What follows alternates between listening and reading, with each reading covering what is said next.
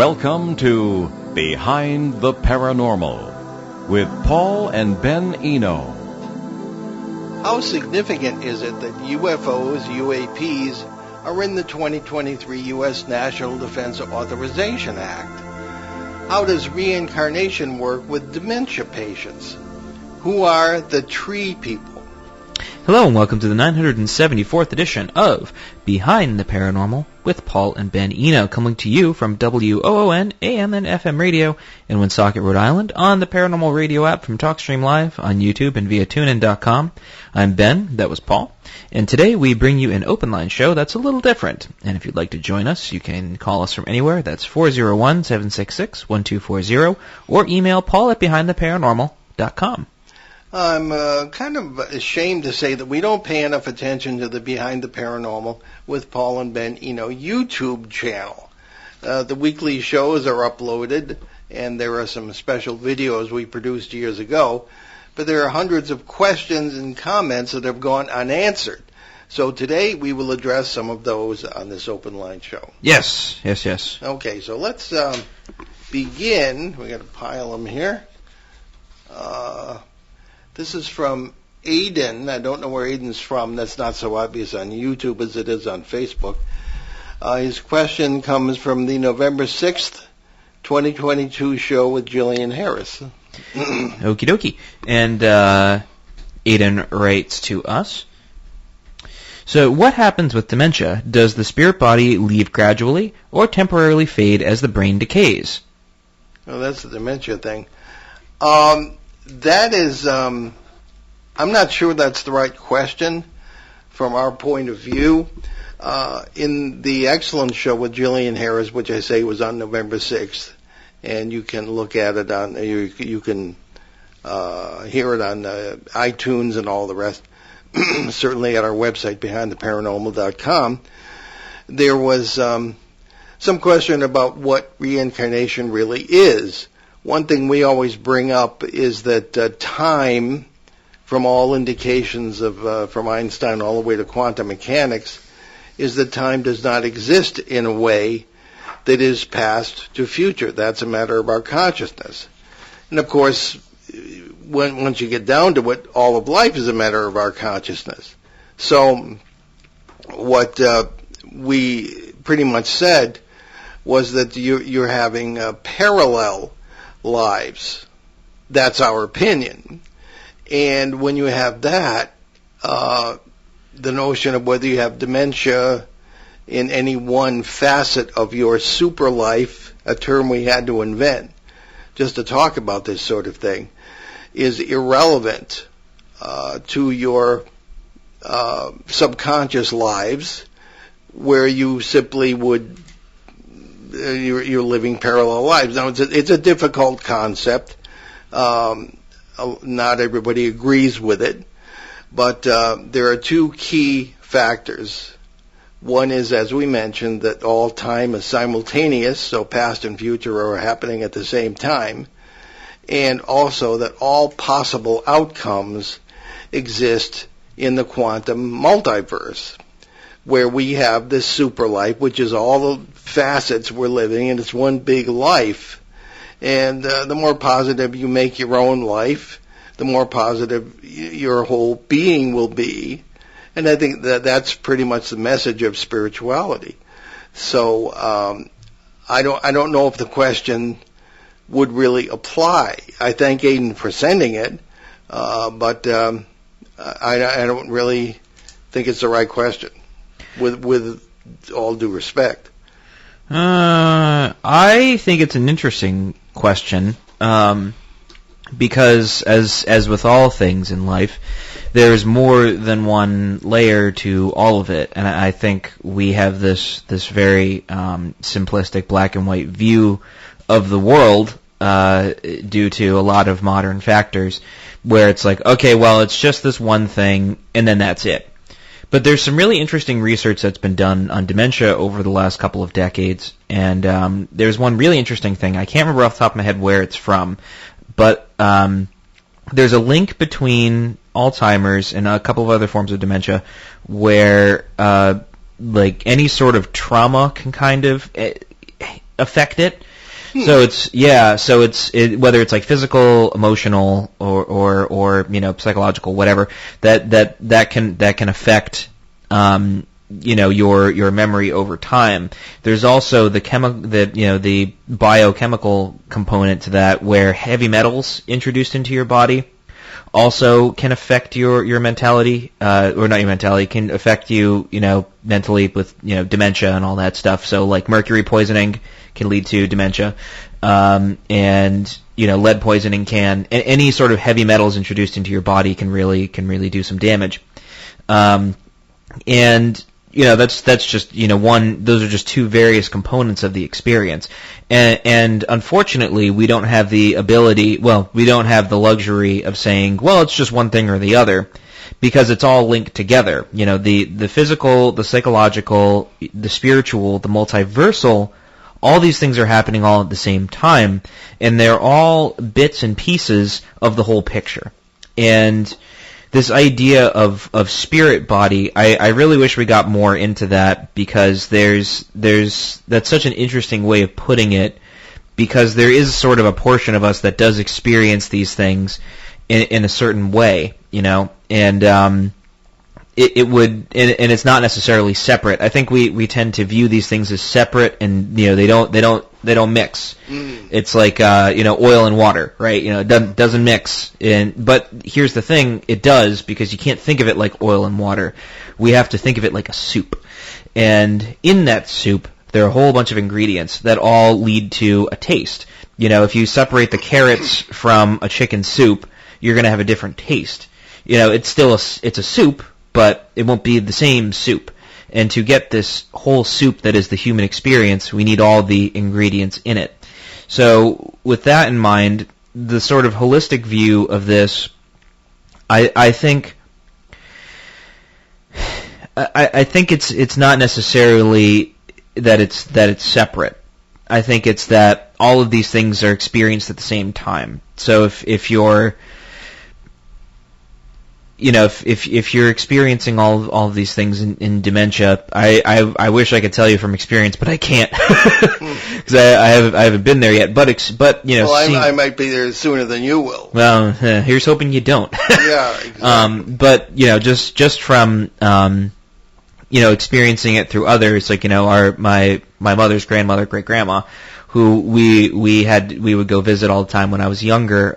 She had, dementia, and as time went on, she sort of regressed, and she was from Belarus, so she couldn't really speak, she could speak English, but then as time went on, she just forgot how to speak English, and sort of regressed to the point where she could only speak Russian.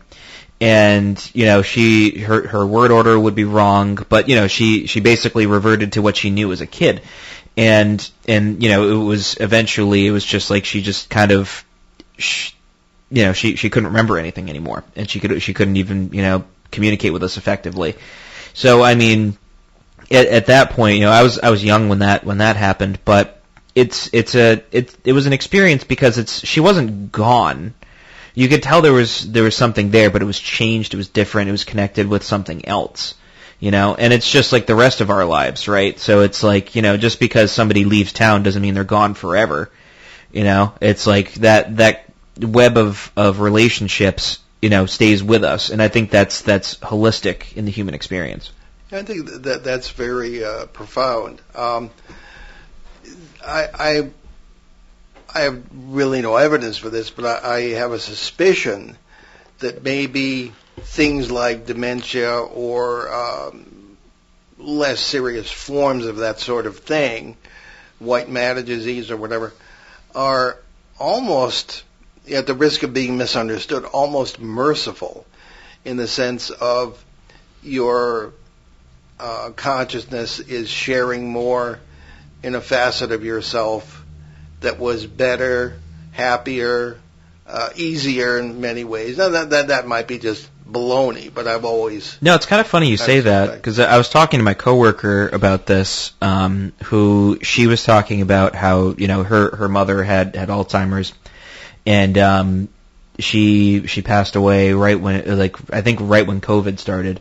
And my coworker was saying to me that, when it first started happening, her mom was horrified because she knew it was happening, but then over time, she became just unaware, blissfully unaware of it. Yeah. And she was like, yeah, it was almost, she was like, it was like a small mercy. And she said it just like that. It was almost a small mercy because I guess a nurse told her that dementia is always harder for the families than it is for the patient. Yeah. So I think maybe there is something to that. Interesting, yeah. Okay. Well, let's go switch to a question from Peter Shelley in Bogota, Colombia, our good friend. It's a deceptively simple one. It's always the simple ones that take up a whole show. So, Peter, you're opening a can of worms. Are there any recent cases you've been asked to investigate that you are able to share? Well, essentially, in a nutshell, no. I mean, I kind of have. You can. Well, sort of. You first. A lot of my cases, we don't always work together. I mean, because we like to, but people come to us separately. Being involved in the experience and resource team of MUFON, any cases that come our way through that, and I'm there to help deal with the crossover phenomena that often take place in conjunction with abductions or that sort of thing. They're all confidential, and I cannot discuss them. On the other hand, we continue to work diligently on our flap area cases, particularly Pennsylvania, which has expanded somewhat, and we're still, again, it's still a new case. We've only been working on it since 2016. So there are some other phenomena we're looking at that have been going on there. As flap area, as we say, is many different kinds of paranormal phenomena that occur side by side in a certain geographical area. And we've moved, if there's anything to this new material, let me mention it before, it's up in Tioga County in central PA. So, Ben, what?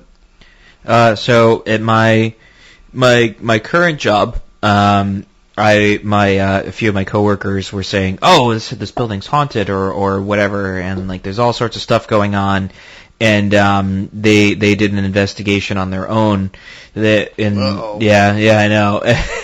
they were good about it though. I got to give them credit. They did the best they could. They didn't provoke anything. Well, they know who you are. They do, and so they they were showing me their findings, and we moved into a new office in the basement, and they were doing a lot of work on the building, particularly on the fire suppression system.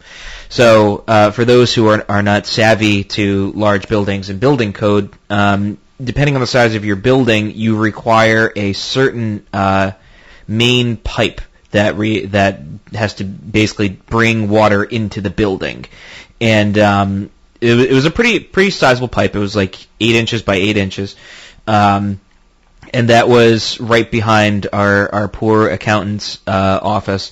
And so they had to cut open the wall to get in to replace the pipe because it was leaking, and they didn't want this newly renovated side of the building to get mold. So they had to take it all out. It was a whole thing, but while it was open, there was it was revealed that there was a fieldstone foundation. So it was an old building, right? I'm not going to say where it is for privacy's sake. I don't want a bunch of people, showing up and with a bunch of EMF meters or whatever. So it's an older building in an older town in Massachusetts. That was like a former mill city. So it's right by water. And I don't know a ton about the geotech. But if I had to put my money on it, I'd probably say sandy soils. And you have a whole lot of things that can conduct electricity, right? Yep. So my coworkers came to me like, "Oh, there's a bunch of orbs and stuff." I'm like, "Well, I'm not really surprised because it's right where the sprinkler main is." So it's like you got a ton of water rushing into the building. You have fieldstone foundation, so who knows what kind of stones are there? Whether it's like quartz or something like that. It's like all sorts of stuff that can conduct electromagnetic activity. But there's been reports in this building of just like a lot of weird stuff. occasionally shadow people being seen on like the upper floors. There's the typical ghost story stuff where like, oh, this building was burned down, a bunch of people, were burned inside of blah blah blah blah. And I don't know a ton about the history, so I won't say anything I don't know a lot about, but.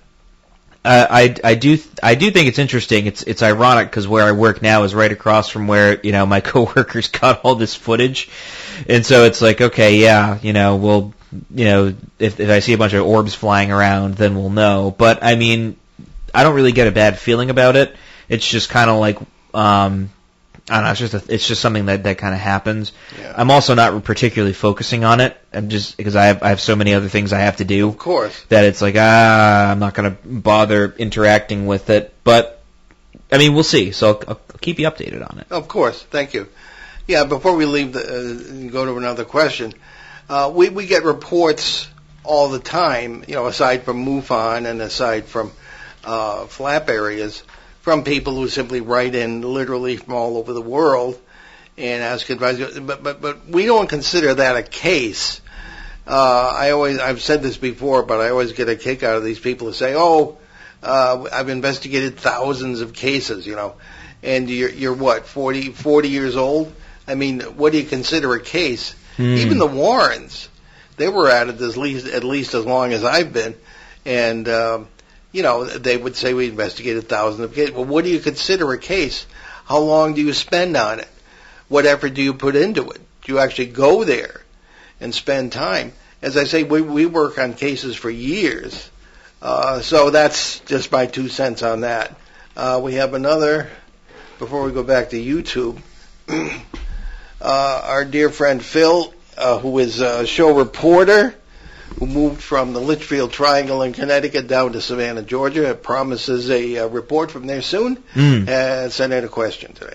Yes, and Phil writes to us, Paul, in your fascinating book, Dancing Past the Graveyard, you write about entering a time slip in an attic in Yonkers, New York, and speaking with a confused man who may have died in a plane crash in a parallel world.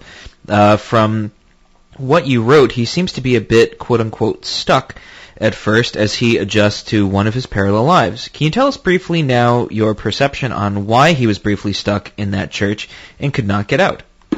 Well, in my interpretation, thank you.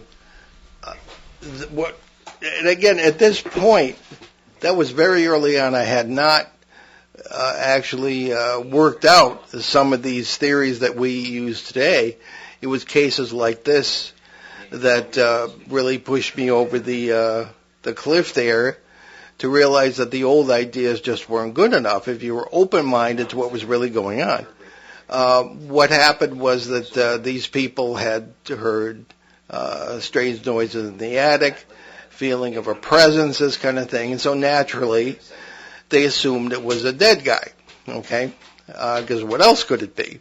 So what I did was to go into that attic and spend several nights in a sort of a meditative state just to see what I would pick up. Now, I'm always very wary of this. I have not done it often, but I have had some interesting contacts with this.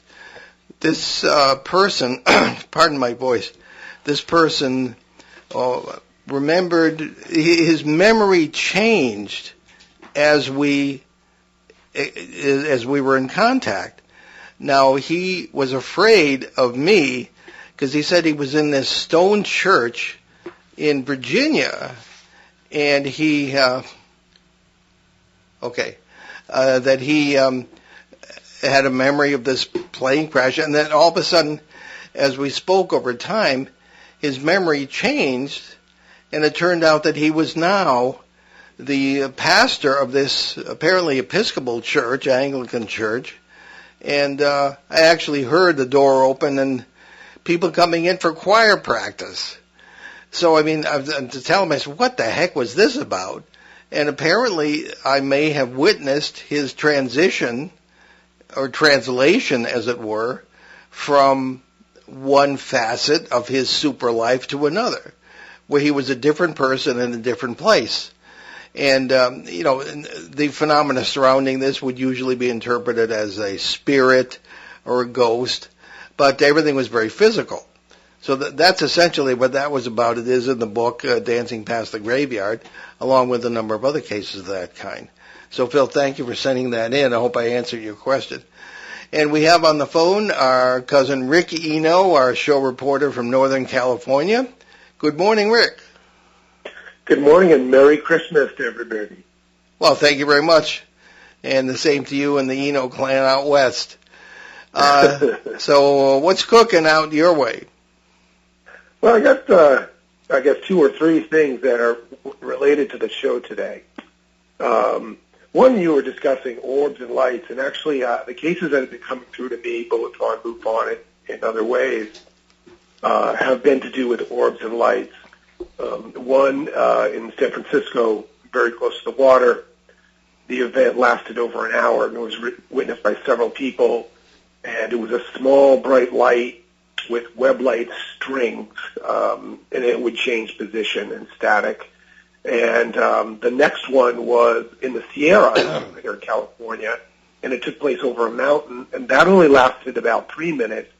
But there were multiple lights, and they seemed to have intention and direction, but all stayed within the mountaintop. And it was something that was not witnessed on one night, but on several nights, and the witness would bring more people to see it, and it was witnessed by more people and more people. So we're seeing an increase in orbs and lights, and some of these orbs in that second case have actually followed people. So, there's a lot more to unearth in this, but it's definitely upticking, at least in our area. And the interesting thing is that these orbs that are being reported are always near water or a major river system, which is the Sierra Nevadas, which is when Ben made that comment about water earlier. I was like, oh, wait. Yeah. There's something going on here. It's like I anticipated you. Yes. Which brings up my next piece after we're done talking about this. Okay. You want to take our break a little early? Yeah, you know what? Might as well, huh? Yeah, we'll do that. No, stay on the line there, Rick.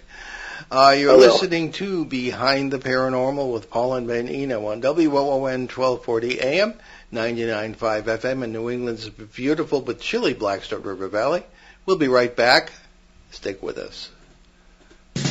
Hi, everybody. This is Dave Richards, and among the items we'll be putting up for bid on the Monday Milk Fund Radio Auction are a Toastmaster 1.5 quart slow cooker, a Nick Jr. Top Wings collector pack, a gift box and bag from Jerry's Bluffing Boutique, and a pitcher and a candle set, plus gift cards from Ye Old English Fish and Chips, The Beef Barn, McDonald's, Chan's, Dunkin', Burger King, and Executive Auto Wash. So join me, Joe Callahan, and our special guest auctioneers, Nicole Brian from Bourget & Associates, and the Vice President of the Woonsocket Teachers Guild, Dave Andrews, for all the fun on the Monday Milk Fund Radio Auction from 4 to 5, here and only on ON Radio. ON Radio. Local and live at 99.5 FM. And welcome back to Behind the Paranormal with Paul and Ben Eno on WOON Radio, AM and FM. And let's get back to our caller here, who is none other than our cousin Rick, occasional co-host of the show and our Northern California show reporter. So, Rick, what's next? Okay, so just give you a little background. So I'm a pretty constant researcher. It's something I do, as you know, as part of my life. So it's not everything, but it's something I do. And I've seen a number of cases at this point. But this happened to me after I had a case. I actually wouldn't call it a case. I had met somebody who just randomly who was having you'd consider them a medium type, but kind of unrecognized. And I was talking to them, and they were telling me about instances that they had had about visions, seeing people transform, and things like that. So I thought that was really interesting. But what followed that is some things I've witnessed, and I'd love your input on this, if you may. Sure. So I'm someone that's, I believe in Jesus Christ, and I pray all the time, every night, in fact, and I have my belief system. Well, one night I had fallen asleep, and I woke up, and I didn't really know how to discuss this. It happened a while ago, Paul, but I didn't call you. I probably should have. And I was on the ceiling looking down at my body. And this has never in my life has anything like this happened. And when I realized that's what it was, I woke up immediately. And I was in my bed, I was looking at the ceiling. I was really distraught about it because it felt very real. So I went along, like, okay, I'm going to just file that away. And other nights progressed, and I would find myself in houses of people that I know, randomly. There was no one else there, but I recognized the rooms. I walked through the rooms, and it felt very, very real. And again, I didn't know what to do with it. I kind of just shut up about it and said, okay, I'm just having lucid dreams. But then I started noticing things outside of dreaming, just things I'd notice more. It's like numbers would start popping up. I would wake up every night at a certain time, consistently. It's still actually happening. And I always get the feeling now when I'm in certain places or at certain times that I'm not alone. Now, I want to preface all this. I understand this world exists outside of this. I have complete respect for people who are mediums and so forth and understand that. But this experience for me as a researcher and as a person that it's happening to is very, very new. And it's a little unsettling. The dreams haven't stopped. I've woken up after that looking down at my body again, and I wake up. So this calls for me. I'd like to get your input on what is possibly going on and what I can possibly do about it. Well, it's a common story. Very often as one ages, this can happen. I think it reminds me of the prophecy of the prophet Joel in the Old Testament. Young men will see visions, and old men will dream dreams. Not to say you're an old man, Rick, but as one who knows, I'm already there. The usual interpretation of that sort of thing is that you, if you have developed that ability or tendency, is that your astral body will separate from your physical body and go floating around. I know lots of people who believe this. In my particular interpretation, I don't like the dualism that implies, that you're not a whole being, you're all these different parts, and we are, but it's a matter of interpretation. So what I think is happening, and I'm a minority in this, is that with all possibilities existing, you're shifting consciousness. You're not necessarily, parts of you are not necessarily separating from each other, but your consciousness has the ability to move around. And again, that's another kind of hard concept, but that's how I essentially interpret that. Now, there was the old notion of the silver cord that would connect your body to your spirit or whatever as it's separated. And I had a very dear friend here in Rhode Island to whom this used to happen all the time, and he was terrified of it because he was afraid he wouldn't be able to get back into his body after these experiences. And as far as I know, he still has them. But what's happening to you, regardless of how it works, is really very common. Now, you ask how you can avoid it. I would suggest, although sometimes meditation and contemplative prayer can actually encourage this to happen. What one hopes is that it wouldn't. It also tends to encourage flying dreams, which I don't know anybody who doesn't like those, because they're dreams. Great sense of freedom, etc. So I would say perhaps deepen your prayer experience, because a lot of people don't realize prayer is not just saying words. That is the merest beginning. Prayer is something you are. It's a state of being. That came up with Jillian Harris on that November 6th show when Ben asked her what love is. And that's not an easy question. Even St. Paul had to answer that in Corinthians by saying what love is not. So an apophatic approach, as you'd say in theology. So I think it's a matter of taking it a step at a time, maybe deepening your prayer life. If you don't feel comfortable with this, deepening your prayer life in a more contemplative way and in a cautious way, because that could be misleading too. It's not easy, but it should give you more control. Ben, you know all about hesychasm and things of that kind. Oh, that's a dangerous thing. Yeah, it is. So I think that I heard this lecture a really long time ago. By a really long time ago, I mean 2 years ago. And I really liked it because it made a lot of sense. And it explained a lot of things that I've experienced over time, because the multiverse stuff is fun. I like it, but it doesn't quite do the human experience justice, because I think how we think about things is how we determine reality, and how we experience the world is very important. And I heard this analogy of how ancient people sort of viewed something as simple as what a body is. And, you ask, somebody, well, what's a body? And they'll say, well, arms, legs, eyes, head, it's a series of connected nerves that are, that produce stimuli and whatever. And that's not wrong, but the body is so much more than that. The body is, I heard this definition, I never forgot because it makes a lot of sense. It is a nexus of powers and potentialities. And that is very important because we are more than just eyes, arms, hands. We're not a meat machine, obviously, because we have thoughts, we have feelings, and it's not this dualistic thing of, well, I'm a meat machine, but I have this little guy inside me that controls all of it, like the Men in Black movie.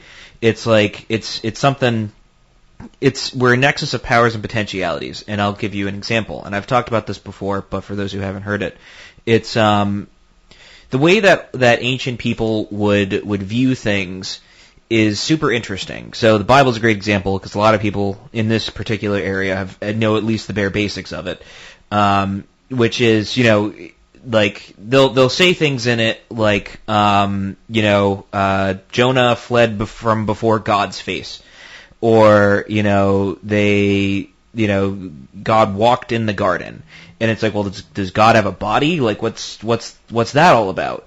And the answer is yes, because the body is a nexus of powers and potentialities. The idea of face, the face is a thing that we see, but it also is the power through which we communicate. Feet shows mobility. Feet are the power through which we move from place to place. So, ears are, when Christ says, lend me your ears, it's not literally take off your ears and throw it like in Life of Brian. It's like, it's essentially, it's through the power through which we hear and understand and comprehend. And, when I brought up that thing during, our show with, Jillian Harris, looping it back to the first question, where, there's that ancient word for spleen that the Greeks used, splagnon. It also meant to show compassion because it's the same thing. Excuse me. It is very funny, isn't it? I know you didn't laugh, but I'm trying to play it off like that. I got this vocal cord. So when we think of our bodies, it's not just these individual parts that kind of are like, well, they're not really they're not really connected. They are, because these things can change, and these powers and potentialities can change, because we can give things up and gain stuff. And, you can do that in one way or another. A lot of us give up a lot of things through our phones, because technology is a way through which we can exercise control in our world. So, a smartphone does this thing that our brains probably could do if we tried. So like memory, right? We give up memory so that we can have access to the internet. I don't need to remember what Dan Aykroyd was in. I can just look up the movies Dan Aykroyd was in. So it's right. So all this to say, these powers and potentialities can change over time based on how we live our lives and and the choices we make and the ability to order our reality. And there's 4 main ways we do this. We do this with language, culture, ritual, and art, basically, are the 4 ways that we do that. And so with these ways that we order reality, it sort of informs our experience of it. So, dear cousin Rick, you have this power and potentiality that has become a thing, and it can be changed, like all powers and potentialities can be changed, and through whatever means, whether it's through prayer, by understanding prayer as it is an experience, but it's also an experience of understanding order, right? So the opposite of that would be magic. Magic is what I want the world to be. Prayer is what the world ought to be. And understanding what the world ought to be. And so, if this is a disconcerting experience for yourself, which it sounds like it is and it isn't, if it is a disconcerting experience, there's a way in which, you can sort of exert your will, I guess, so that you don't experience it. I've had the unfortunate, displeasure of having to sort of change the way I live my life a couple of times, and through that, my experience of it has changed. Some people would probably make the assertion that I am a lot more insightful than I used to be, and it's possible, yes, through a series of conscious decisions, I have given up some powers and gained some powers. And we think of it in this way because we are a nexus of powers and potentialities. The goal of which is to become fully human, and understanding that our reality is a holistic experience. All this stuff isn't disintegrated. It's all part of the whole. And so Rick, I would recommend, if this is a disconcerting experience, perhaps it is that there's other things to focus upon. It's amazing what changing your focus of stuff can do. Right. It's like I made the conscious decision to focus a lot more on mundane things, unfortunately, because mundane things are hard and it can be very difficult. And so by placing one's focus on all these things, I have to focus on how am I going to pay bills and such. Doesn't mean I focus entirely on mundane stuff. I do the show every week, and I try to participate in as many uplifting experiences as I can. And that doesn't mean that it's not a spiritual thing, because all of it's connected. And so our goal here, Rick, is to experience life holistically. You get what I'm saying? Yeah. The permutation we are here now. I'll say this real quick. This all started around the time I met that person, but I was also because I used to use a CPAP tonight to sleep, but I started focusing on breath work and breathing through the nose, and I gave up the CPAP. I don't need it. That sort of meditative experience and that breathing. Since I started that experience, and this came along with it. That was the thing. This sort of came along with it. I sleep 8 hours easily every night. I was getting an hour for years, hour or two a night. And since I started the breath work and, which requires daily practice and forcing myself to breathe through my nose even when it was hard, I started sleeping better. With that came this experience I'm talking about. Yeah, it's a little disconcerting. I don't know whether to embrace it or run from it, but it's definitely something I've never experienced before, and I'm kind of like, why now? But I'm going to take your advice and kind of evaluate it. Maybe we can talk offline a little bit about it and find a path. Yes, you have acceptable. Ready access to us as family, so. Yeah, absolutely. Yeah. I will definitely be talking to you guys about this. Well, you got plenty to think about. So, Rick, thanks for calling and thanks for all the information. Oh, no. Thanks for having me, guys. Merry Christmas. Look forward to talking to you over the holidays. Very good. I will be home. Okay, excellent. Lovely. All right. So we got something else from YouTube there, Ben? And now for something completely different. There's this very long comment from Josh in Australia. from our show with Heidi Hollis back in 2021. We could dive into that if you'd like. There might be a shorter one. Well, I don't know. It's that is kind of a long one.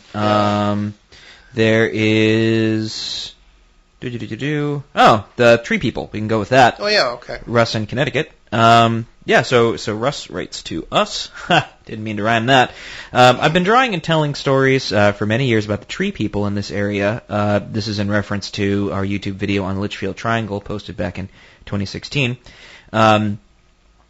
This area, one drawing actually shows the tree person crawling down a tree trunk, and I've seen many interesting quote-unquote things through the years, and continue to do so. Grew up not too far from this area and spend a lot of my summertime up there camping. Basically just drawn to the place for many, many reasons. You have a new subscriber in me, and maybe at some point our paths will cross and we can discuss our experiences. Stay creative and dream and always believe. But that's really interesting that in that same area she had experience with the tree person. Because we actually got a video of that thing coming down the tree that night in 2010. I don't know if this listener is aware of that, but we were able to, were talking to the little boy in the house that actually where that flap area case began in 2005, one of your first cases as a wee lad. And the 4-year-old boy, at the time, 4-year-old boy in the house was saying that his friend Ashwar was in the tree outside. So we went out, and it was, dark, country road, and I pointed the infrared camera up into the tree, and sure enough, you can see this weird tadpole-like white thing, like crawling down the tree trunk, and then disappearing. So that is available, I believe, on YouTube. I think we put it in that, and we have. I'm pretty sure it's a part of that video too. You've probably seen that, and it's also in the Haunted House Diaries by William J. Hall, and it's one of our books too. I believe it's Behind the Paranormal 2. Behind the Paranormal, Everything You Know Is Wrong. Yes, yeah. I believe you're correct. Yeah, 2016 book. So that's available out there, and it was really quite jarring to see that. Now, the tree people, that's pretty much what the little boy called Ashwar's people. And then our intrepid colleague, Shane Searway, happened to be doing some research, and he found out about the Ashwar, Achuar, the tree people of Central and South America. So the first thing we have is, how's this 4-year-old kid in Connecticut don't know anything about this? And over the years, his relationship with this Ashwar went on for years and years. This Ashwar turned out to be a parasite. He was telling him to harm his mother and a lot of negative stuff. So they got rid of that, and things have been better since. But all this grooming, as they call it today, of this young boy took place very early on by this parasite, apparently. So I'm really fascinated that this listener refers to the tree people in that area. So there may be more of them. Whether they have any actual relationship with this tribe of people in Central and South America is still an open question. But very interesting. Indeed. There's another one there. Someone commenting on your developing interviewing skills. Yes. I think we should read that because you deserve it. Well, thank you. I appreciate that. So Tammy from ? Writes to us. This is from a comment from our show from January 12th, 2020 with Dr. Paul J. Leslie, which I believe was on the psychology of the paranormal, if I recall correctly. Yes, the relationship between psychology and the paranormal. Yes, that was quite close, actually. Oh, yeah, that was a really interesting Especially show. with Carl Jung. Yeah, right, exactly. So Tammy writes, Ben, your skills as an interviewer has sharpened. Or your skill as an interviewer has sharpened. Twice during the show I thought of a question, moments later you asked it. Or, is this telepathy? And if it is, thank you. Yeah. I like that. I thought that was charming. Yeah. Very apt. I suppose. Yeah, I mean, it's just, what's the word? Active listening. Yeah. pretty much. Yeah. Mm-hmm. So and yeah, active listening and just paying attention to what's being said and trying to connect the dots, because really the goal of the show is to just connect dots, Yes. in the best way we can with the amount of data that we have. Or help people connect their own dots. Yeah, and I'm guilty of that too, honestly. So I can't really judge. Yeah, because we do the best we can. There's always some sort of confirmation bias, and it's very, very, very, very hard to get to that point. You know what I mean? Yeah. So we can take even if it's part of one. I guess we can go with Josh from his show with Heidi Hollis. And that was from August 8th in 2021. Josh writes, I can't trust her feelings, quote unquote, that these are evil. The problem is that the overwhelming emotion when encountering the shadow being for her was fear. So it's impossible for her to have any objectivity about her feelings at the time. She said she felt evilness. Unfortunately, that label is way too influenced by preconceived ideas on what these things are. Fair enough. I also think she is naive to be attributing religious concepts to these entities. Also talking about the quote-unquote Hat Man, she thinks that she's on the cusp of naming the entity is outrageous. She needs to calm down and realize that she has no clue what any of this phenomena really is. Typical paranormal enthusiast getting carried away with silly terminology, overconfident, and in over her head. Okay, well, that's a little rough on our good friend Heidi Hollis, I think. But, it may be accurate. Heidi is the one who coined the term shadow people, and a number of others, including the Hat Man, etc., as what we would consider archetypes, commonly viewed entities, if that's what they are, that is shared across many different countries. I have seen with my own eyes on 3 different occasions the man with the checkered shirt, and many of our cases have involved the little blonde girl with flowers in her hair. And 9 times out of 10, at least in our cases, these have turned out to be parasites. Sometimes nothing is never seen again. But particularly, what is less threatening than a little girl with flowers in her hair? And that was seen, for example, in a case right in our listing area here, the Burrillville case that was too early for bed.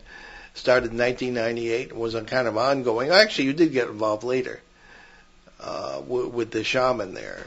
Yeah. Yes. And they would see this little girl with flowers in her hair. But there was just something wrong about it, you know. So in any case, these archetypes certainly seem to be reported. On the other hand, there is another known as the Slender Man, and that kind of started on the internet. And my information is the person just sort of made it up, and then people started seeing it. Oh, yeah. Now the thing is, what are you really seeing? I found many times, even with the Mothman phenomena, people will see something, and they say, aha, that's got to be the Mothman, or that's got to be the Slender Man, when it's really might be nothing at all, or it might be some multiversal experience or some parasite or whatever.